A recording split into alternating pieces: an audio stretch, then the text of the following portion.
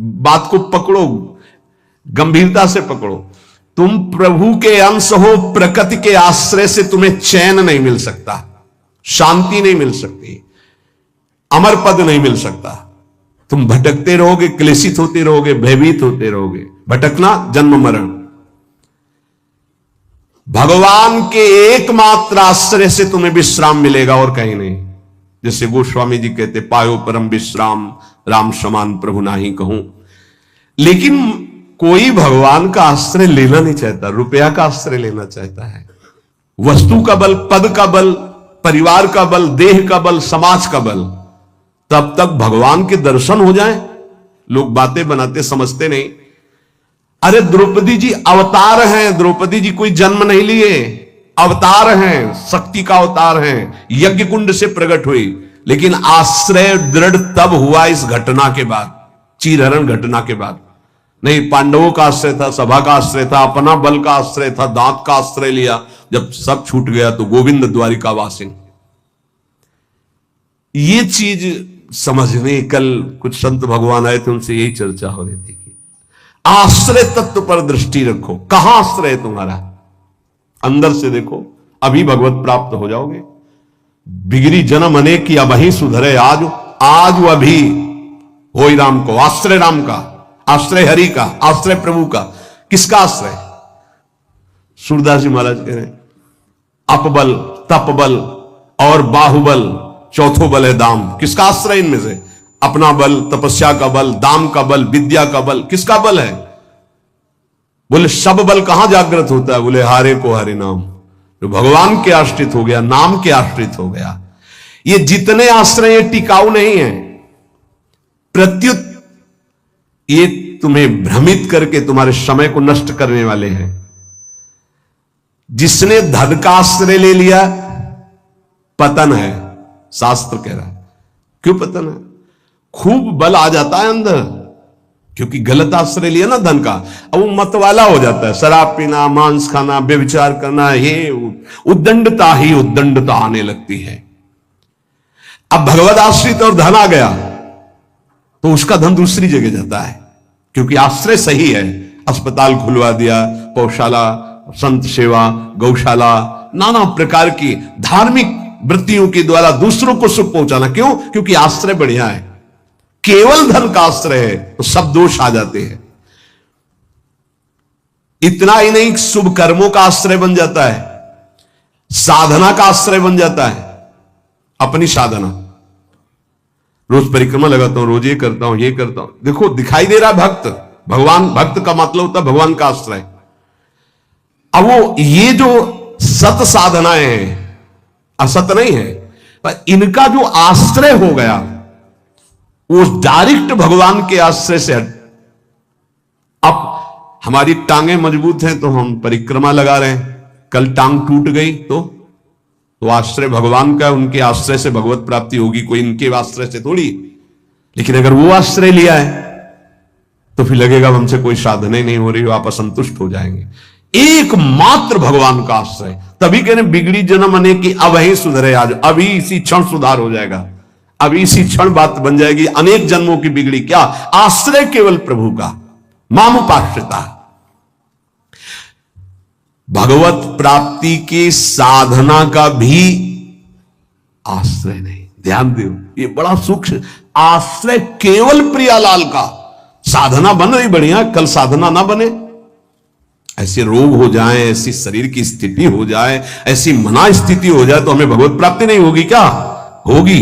बोले क्यों होगी? तुमसे कोई साधन तो बनता नहीं। बोले हमने साधन का आश्रय नहीं लिया, हमने तो प्रियाजू का आश्रय लिया। सर्वेशु साधन वरेशु चिरम निराशा। बात समझना, ये आंतरिक है, आध्यात्मिक। भरोसा केवल प्रभु का, आश्रय केवल प्रभु का, इसी से भगवत प्राप्ति होती है। पूर्व में जब प्रथम बोलना शुरू हुआ था मुरारी से, उनसे यही आश्रय तत्व पर केवल चर्चा होती थी। आश्रय को समझिए। अगर आश्रय साधन का, तो भोग साधन का होता है, साधन सुख का भोग होता है। इसीलिए यह गुण साधनते नहीं, बड़ा सूक्ष्म।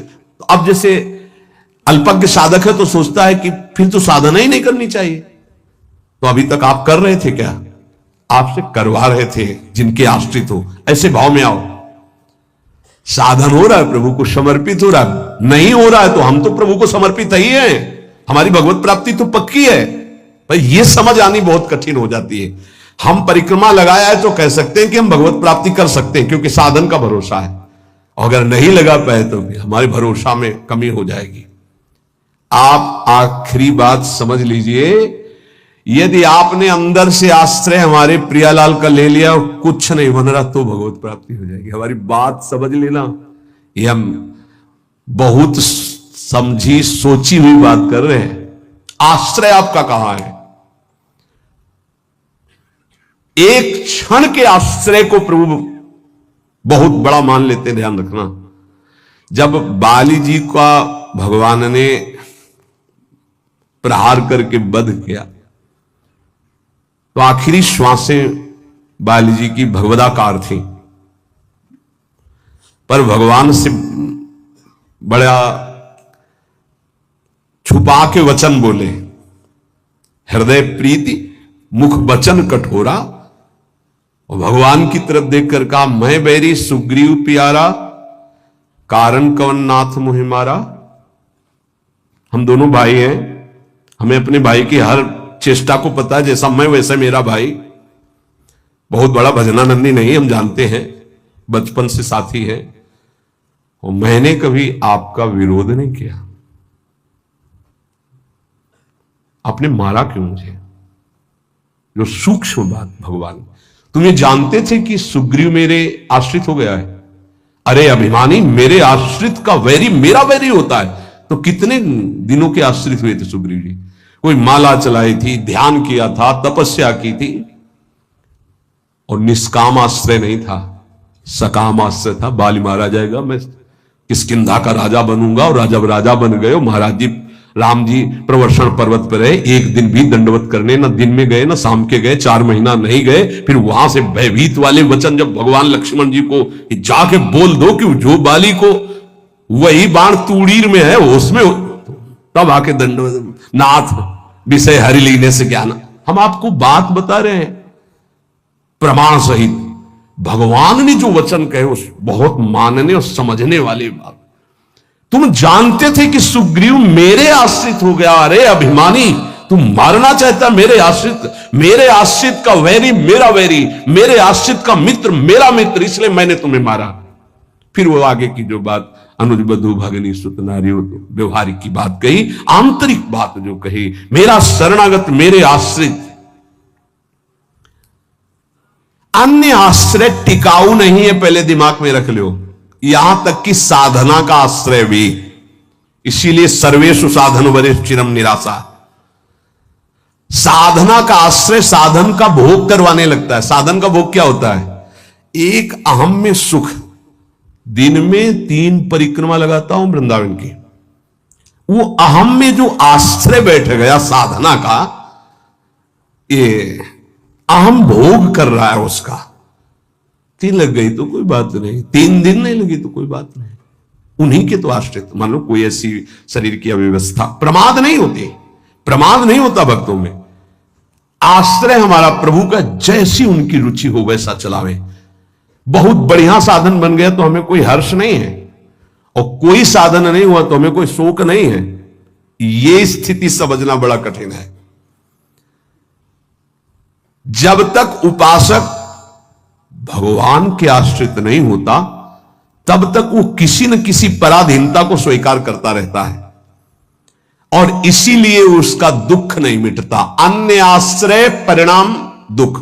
ध्यान रखना, प्रभु के सिवा अन्य आश्रय बराबर दुख, प्रभु का आश्रय बराबर सुख। दुख की निशानी नहीं। संसार में प्रगट आश्रय भोगों का, शरीरों का, पदों का, धन का बड़ा आकर्षण है। स्त्री का आश्रय, पुत्र का आश्रय, मकान का आश्रय, बड़े बड़े आश्रय हैं अंदर।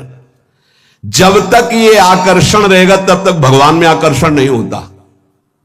और अंदर सब आकर्षण में वही कृष्ण का है। भगवान का आश्रय होते ही त्रिभुवन की प्रिय से प्रिय वस्तु से राग खत्म हो जाएगा। ये पहचान है, कोई प्रिय नहीं लगेगा। वही प्रिय लग रहे हैं, उनके सिवा वास्तविक आज भी किसी को कोई प्रिय नहीं लगता। अगर वो अंतर ध्यान हो जाए तो उस शरीर को फूंक दिया जाता है, जला दिया जाता है, गाड़ दिया जाता है। क्या ये प्रियता रही? प्रियता तो प्रभु से ही थी। देखो, प्रगट में देखने वाले की दृष्टि में और वर्तमान की स्थिति में बड़ा अंतर हो सकता है। ऐसा नहीं है कि आप जो दृश्य देख रहे हो वो दृश्य वैसा ही हो, आपकी देखने की क्या शैली है। एक बार यही बात अकबर से जब कहा बीरबल ने कि देखी हुई बात गलत हो सकती है, अपना चिंतन जैसा होता है वैसे ही दृश्य दिखाई देता है, उसको भी समझना चाहिए, ना कि जो हमें दिखाई दे रहा है वही सत्य है। ऐसा कैसे हो सकता है? जब हम देख रहे हैं तो सत्य क्यों नहीं हो? तो उनका कभी ऐसा आपके सामने प्रश्न आवे तो बताना, फिर हम आपको उत्तर देंगे। एक दिन जो बादशाह की सैया लगाता था, उसके मन में आया कि जीवन व्यतीत होता जा रहा है फूलों की सैया लगाते हैं बादशाह के लिए, तो क्या आ रहा है, 5 मिनट लेट के देखते हैं बादशाह थोड़ी आ जाएगा इस समय। लेटा तो सोचा इनका जो चद्दर है इतना सुगंधित और मुलायम, जरा डाल के डाला और आंख मूंद के 5 मिनट आनंद लेते, सो गया। अब भैया कहां चारपाई में सोने वाला, कहां बादशाह की सैया में। और दरबार में उनको विलंब था, तो जो उनकी पत्नी थी वो वहां गई। आज महाराज बिना कुछ खाए पिए बात किए, हमें लगता कोई सीरियस मैटर रहा होगा, थकित होकर के सो गए, पार्श्व में वो सो गए। अब बादशाह आया तो देखा मेरी सैया में कोई पुरुष और हमारी पत्नी, तलवार खींची तो कहा, उसने कहा था बीरबल ने कि दृश्य झूठा हो सकता है। उसको बुला के कहते हैं एक दृश्य कहां से झूठा हो सकता है, मैं सत्य देख रहा हूं। बुलाया और कहा कि तुम कहते थे दृश्य झूठा हो सकता है, देखने वाले की क्षमता के अनुसार दृश्य दिखाई दे। मैं देख रहा हूं मेरी पत्नी किसी गैर पुरुष के साथ पड़ी हुई, ये झूठा है? बोले महाराज झूठा भी हो सकता है, झूठा ही है, मैं ऐसा नहीं कहता, लेकिन झूठा भी हो सकता है। अब कौन पुरुष है हमें तो पता नहीं, लेकिन आप 2 मिनट खंभे की आड़ में रुकिए। रानी को जी, बोले आप किसके साथ सो रहे? बोले महाराज के साथ। बात नहीं की? बोले नहीं, थके थे, सो रहे थे इसलिए जगाया नहीं, पार्श्व में सो गए। ठीक है आप जाइए, हम महाराज को जगा खिला रहे हैं क्योंकि भोजन नहीं पाया, इनको पवाना है। हाँ ठीक है। पर्दा हटाया तो वो फूल बिछा ले। वो तो घबरा रहा था एकदम, तो उनका मालिक जान बचा लो, मुझे ऐसा ऐसा आया इसलिए। नहीं तो किसके साथ? बोले हमारे साथ तो कोई नहीं था। बादशाह पर्दे की आड़ में सुन रहे, बोले चुपचाप भाग जा, अगर बादशाह जान गए तो मार भगा दिया। बोले सरकार देखा दोनों निर्दोष थे, यदि आप मारते तो दोनों की हत्या आप कर सकते थे, लेकिन दोनों निर्दोष थे। हमारी दृष्टि प्राकृतिक दृश्यों का फाइनल नहीं कर सकती, फिर सच्चिदानंद का कैसे? तो हमें अपनी दृष्टि सुधारने, वीत राग, जिनका राग बीत गया है, अर्थात परम वैराग्यवान, भगवत लीला का रसास्वादन, इसलिए परम वैराग्यवान परमहंस शिरोमणि सुखदेव जी को श्रीमद् भागवत कथन का अधिकारी श्री भगवान व्यास देव जी ने जान करके भागवत दी। जब कोई प्रभु से विमुख हो जाता है तो नाशवान पदार्थों में और शरीर में, ये नाशवान है, इसमें राग हो जाता है। अब ये राग उससे पापाचरण कराता रहता है, वो भगवान की लीलाओं को नहीं देख सकता। हमारा सच्चिदानंद प्रभु की प्राप्ति का पहले भूमिका समझ ले।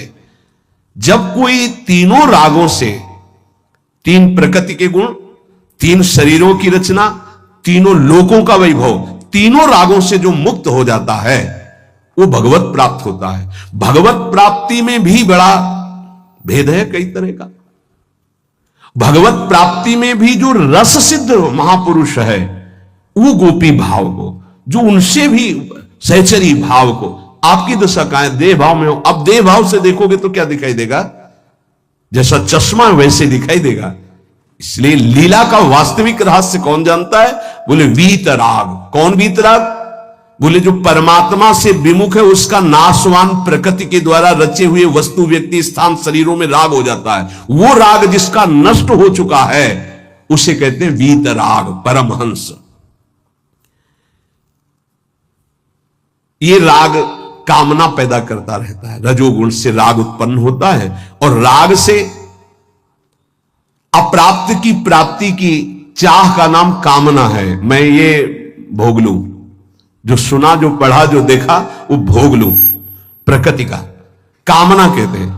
कामना जहां उत्पन्न होती है तो प्रिय पदार्थों का भोग भोगने से लोभ होता है, प्रिय पदार्थों के भोगने में बाधा पड़ने पर क्रोध होता है।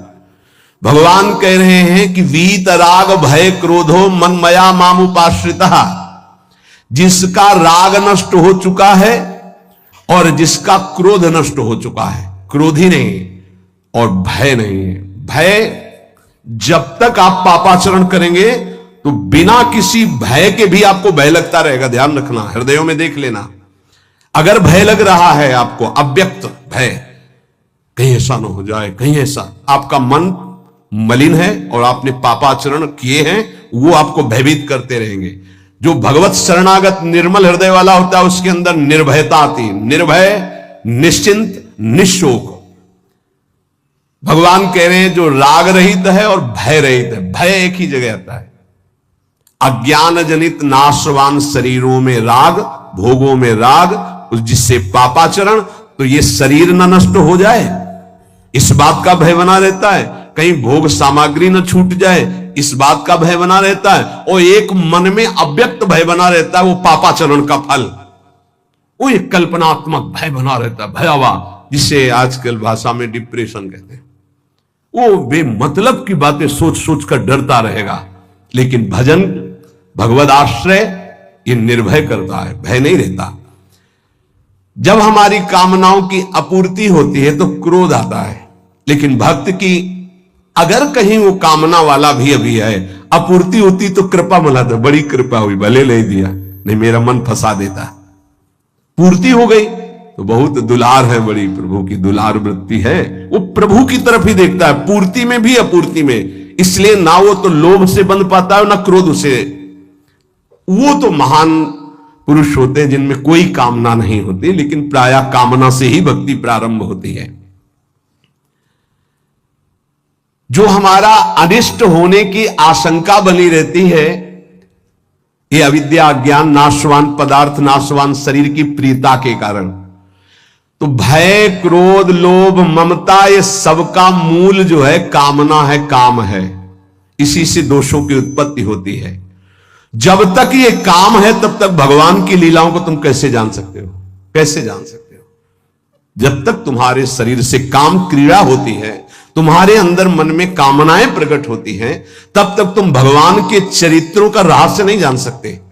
क्योंकि भगवान कह रहे मेरे जो चरित्रों को, मेरे कर्म को, जन्म को दिव्य जान जाता है, उसका पुनर्जन्म नहीं होता, तो कौन जान जाता है? तो बोले वीत राग भय क्रोधा, जिनका राग नष्ट हो चुका है, जो निर्भय हो चुके हैं, जिनके हृदय में क्रोध नहीं है। और भगवान कह रहे मनमया मामुपाश्रिता, मनमयाहा, जो मुझ में तल्लीन है, रात दिन नाम जप कर रहे, भगवत ध्यान में, मामुपाश्रिता, मेरे ही आश्रित है, मेरा ही चिंतन, मेरा ही आश्रय, अंदर से किसी से कोई राग नहीं है, किसी भी भोग की, भोगने की इच्छा नहीं है। उस इच्छा की जब वृत्ति नहीं तो क्रोध और लोभ की संभावना ही नहीं, और जब इच्छा ही नहीं तो पापाचरण नहीं, तो भय नहीं हो। भय केवल पापाचरण से होता है। निर्विकार हृदय कूटस्थ स्वामी थे, हिमालय में भ्रमण कर रहे थे, एक शेर की गर्जना हुई, घुर्राता हुआ सामने आया तो छड़ी ली हुई थी, पूज्य पादुड़िया बाबा का, ऐसे छड़ी लगा खड़े हो गए। बोले यार सुन, तेरा आहार अगर ये निश्चित हो चुका है तो तू गुर्रा मत, इसे खा ले, अगर आहार नहीं निश्चित हुआ है तो तू जा। वो चला गया। कितने निर्भय कि सिंह के सामने भी एकदम ऐसे, क्यों? क्योंकि वीतराग है, शरीर से राग नष्ट हो चुका है। श्री भगवान कह रहे कि मामुपाश्रिता, देखो बहुत सुंदर बात कह रहे, ध्यान देना। अपने लोगों का स्वभाव है बिना आश्रय के जी नहीं सकते, किसी न किसी का आश्रय, शरीर का आश्रय, रुपए का आश्रय, विपरीत शरीर का आश्रय, पद का आश्रय, विविध भोगों का आश्रय, नशा आदि का आश्रय, बिना आश्रय की जी नहीं सकता। आप ये समझ लो, ऐसी मान्यता हो चुकी है। और आश्रय अगर ये सब छोड़ दे तो अमर हो जाए। उसको लगता है मैं मर जाऊंगा बिना इसके, वो अमर हो जाए। यही माया का भ्रम है। किसी न किसी का आश्रय लिए रहता है, कभी भी वो आश्रय टिकाऊ नहीं है। ध्यान देकर देखिए क्या टिकाऊ है। मनुष्य शरीर टिकाऊ है? नहीं। Bank balance? नहीं। कोई पदार्थ पदवी? नहीं। बहुत ध्यान देने योग्य बात है। परमात्मा के अंश तुम्हारे अंदर जो एक आश्रय लेने की वृत्ति प्रकट हुई है प्रकृति से, यही बंधन है। और इस बंधन को तुम तभी छुड़ा सकते हो जब प्रकृति को जिसने रचा उसका आश्रय ले लो, परमात्मा का, प्रभु का। भगवान का अंश जब तक प्रकृति के कुछ भी आश्रय रखेगा तब तक वो भय, क्रोध, लोभ, राग इनसे पिटता रहेगा। चिंता, शोक, नाना प्रकार की वीत राग। बहुत सुंदर बात है। लीला का निर्विकार स्वरूप अनुभव देखो। अगर गोपी प्रेम में तनिक भी कोई ऐसी बात होती तो परमहंस श्री सुखदेव जी जो लौटकर अपने पिता का मुख नहीं देखा, जब पुकार रहे थे, माता को तो देखा ही नहीं, वो भला ऐसे विलास को कभी गा सकते थे? विचार करना। बृहस्पति शिष्य उद्धव बंदे नंद ब्रज स्त्री राम पादरेणु सा अंतिम समय स्तव का गायन करते। भीष्म जी उस समय गोपी जनों का चिंतन करते हैं, भगवान की उस लीला विलास का। क्या है ये गोपी प्रेम? कोई ऐसी रहस्यमयी प्रेम वृत्ति है जो बड़े बड़ों को समझ में आने वाली नहीं है। इसलिए गायन करें। गायन से आप रास पंचाध्यायी के फलस्तुति को पढ़िए, उसमें लिखा है ये श्लोक पुरा में याद नहीं, विक्रीडितम ब्रजबधु भीरदम च विष्णु, इस श्लोक में है कि जो श्री कृष्ण की इस रासलीला का जो गोपी जनों के साथ भगवान अद्भुत सुख वर्षा कर रहे हैं, इसका जो गायन करेगा, पाठ करेगा, वो हृदय रोग से रहित हो जाएगा। ये हृदय रोग को निर्मूल करने वाली लीला, अर्थात काम का सर्वनाश करके प्रेम प्रकाशित करने वाली। श्रीमद चतुरासी जी की फलस्तुति में लिखा है, भवजल निधि को नाव और काम पावक को पानी। काम रूपी अग्नि को शांत करने के लिए लीला जल है। चतुरासी जी का गायन निष्काम करके प्रेम प्रकट करता है। यहां प्रार्थना है, अर्थ की तरफ दृष्टि मत ले जाना। अगर अर्थ कभी आप पढ़ भी ले तो उसको चिंतन में मत आओ, उसको छोड़ दो। जब तक आपकी भाव दशा ठीक नहीं, अभी आपके अंदर काम आता है, आपके अंदर नाना प्रकार की वासनाएं हैं, आप नहीं समझ पाएंगे। आप उसे प्राकृतिक भाव से अगर देखेंगे तो बात ठीक नहीं, क्योंकि प्रिया प्रीतम सच्चिदानंद में आपकी बुद्धि प्राकृतिक भाव सच्चिदानंद पर आरोपित करना, फिर वो बिगड़ जाएगा। इसलिए यहां प्रार्थना करते हैं, नवनिवृत्त निकुंज के पदों का गायन, चिंतन भागवत गीता जी के सिद्धांतों का, देह राग को शिथिल करके फिर चिंतन जो प्रकट होता है वो आंसुओं से भीगे हुए कपोल वाला होता है। गदगद सुर नैना सजल दंपति रस रहे भीन।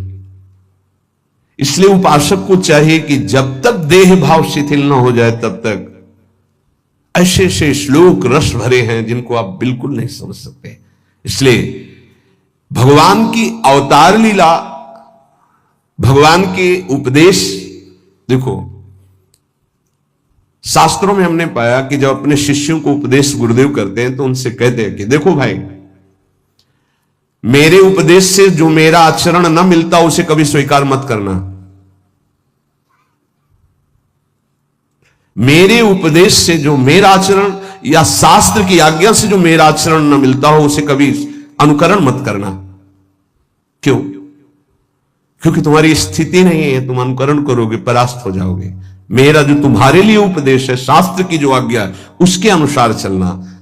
आप सोचो, जगत गुरु भगवान श्री कृष्ण की लीला का कोई अनुकरण कर सके?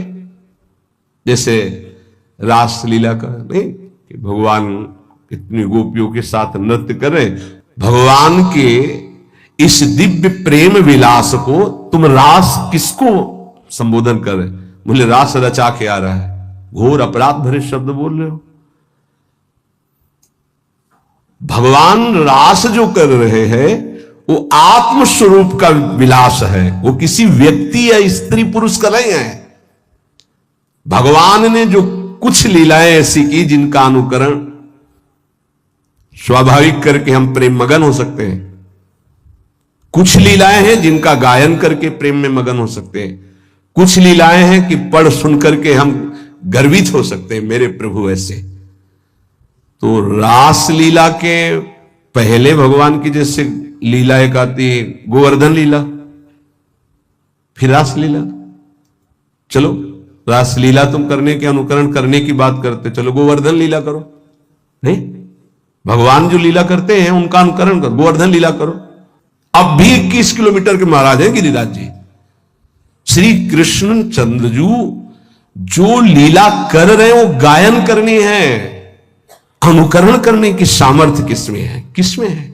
भगवान शंकर ने हलाहल जहर निकला समुद्र मंथन से, यहां रोक लिया, तुम एक कुल्ला पानी रोक के दिखाओ, पानी, और हलाहल जहर रोक लिया। तो सामर्थ्यवान महापुरुषों का आचरण वही अनुकरणीय है जो शास्त्र सम्मत है, जिनका वो आदेश कर रहे हैं कि आप ऐसा कीजिए। हर बात अनुकरणीय नहीं है, क्योंकि वो किस दशा में किस स्थिति में है।